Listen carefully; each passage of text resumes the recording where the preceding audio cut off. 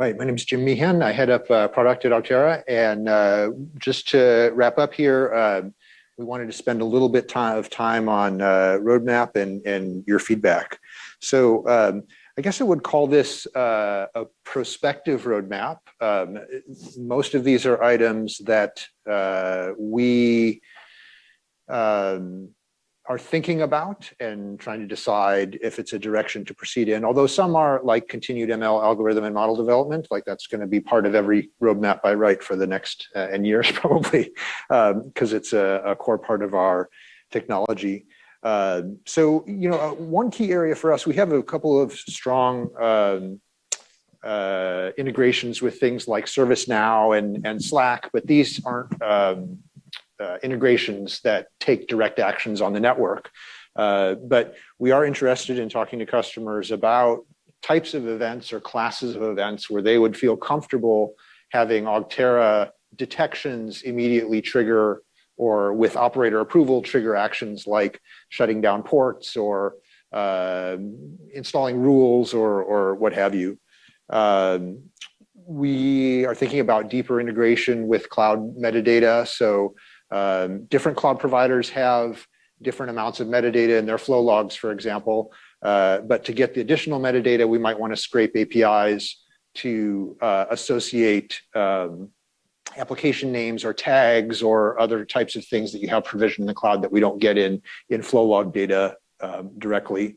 One thing that's of keen interest to many customers is when they have complex either solely cloud topologies with lots of VPCs and gateways, or interconnection between those and on-prem infrastructure. Of course, agents can measure end-to-end latency and loss in those type of environments, but being able to figure out what are the intermediate points that are involved, what is the path, what are the devices that where we are and aren't seeing the latency and loss that we see end-to-end, and being able to do that from direct telemetry rather than having to do some triggered test after a primary indicator. Because in cases where there's like transient latency, if you get a detection that there's, we saw latency and then you do a trace afterwards, the trace may not show the same if that event has ended.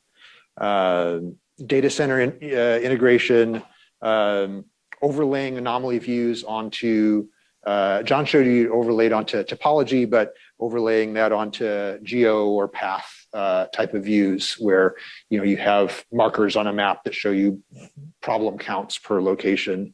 And then we're interested in adoption of SASE topologies and how people are thinking about end-to-end monitoring in those type of environments, right, where there's even more complexity. You guys are ingesting the data, you're using the AI, you're generating alerts on that, you're finding what's actionable, what's not. And there's a conversation that I come back to very frequently on the monitoring side. And I've gotten into this conversation with Splunk, gotten into this conversation with SolarWinds a bit. Am I augmenting or trying to replace my traditional Snmp-based monitoring with a platform like this? And all the syslog collectors out there say, oh yeah, this is the, pardon me, this is the direction that you can go with that.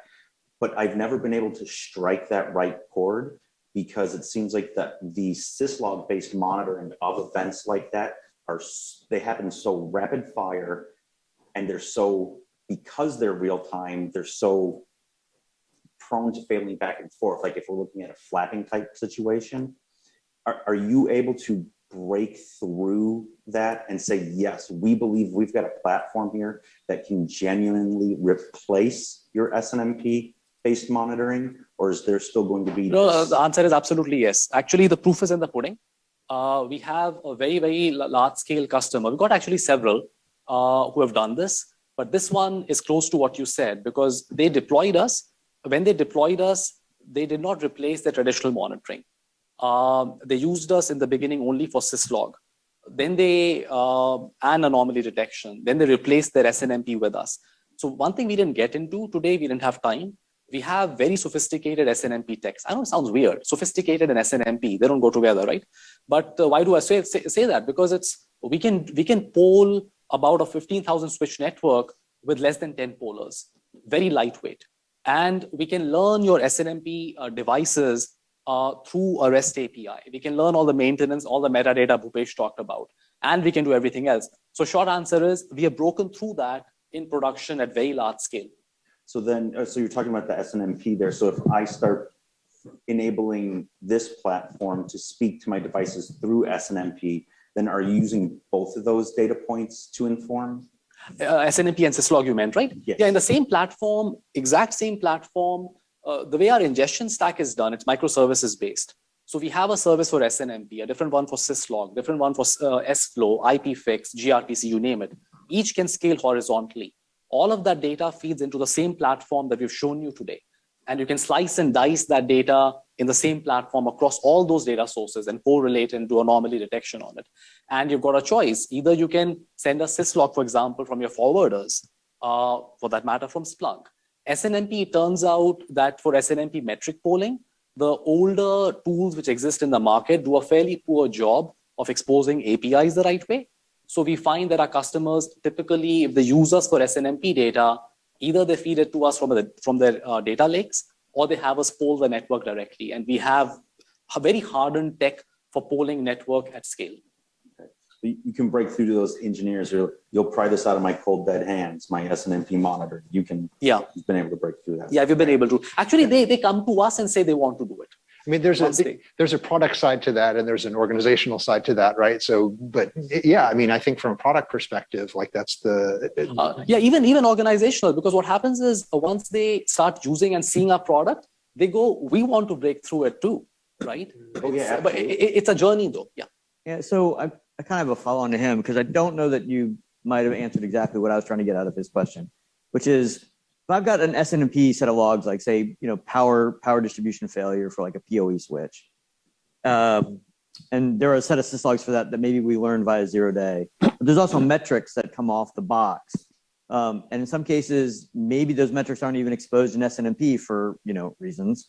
And the only way to get them out is via an API, if the device supports it, or screen scraping a CLI if that's supports it. I mean, how adaptive can Augtera get in the situations where, let's just presume the metric data is exposed through SNMP or an API, and you can get at it, correlating those power metrics, like PoE metrics, to this is a syslog about power. I'm presuming that I, as an operator, would have to train those two things together. Your system would say, well, this is a power syslog message I've never seen before. What do you want to do about it?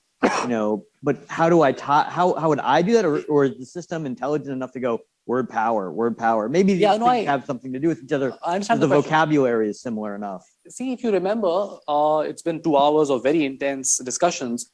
In the very beginning, there was an autocorrelation demo that John gave.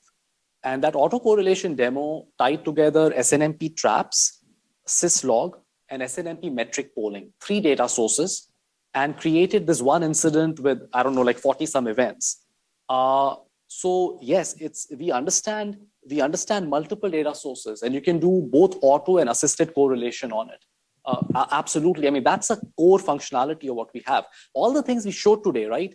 They come across like separate because just the nature of this thing today. But it's actually the same platform with all those data sources together.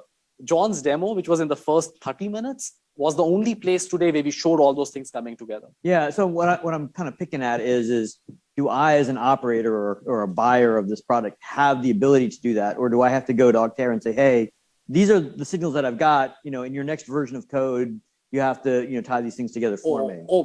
We would absolutely not have any play in all the networks we are deployed in if you had to ask us for a revision of code. All this is dynamic. We get the metrics, we get the logs, we get the traps. You can configure the box in real time, dynamically, to do everything we've talked about today. Extracting value, creating anomalies, classifying everything, and we'll train you to do that. There are shades of gray, right? Some operators like yourself will want full control. We'll give it to you. Some operators, want things which come completely shrink wrapped. But yeah, we've designed a platform, a very deep platform, and you can do everything you said yourself.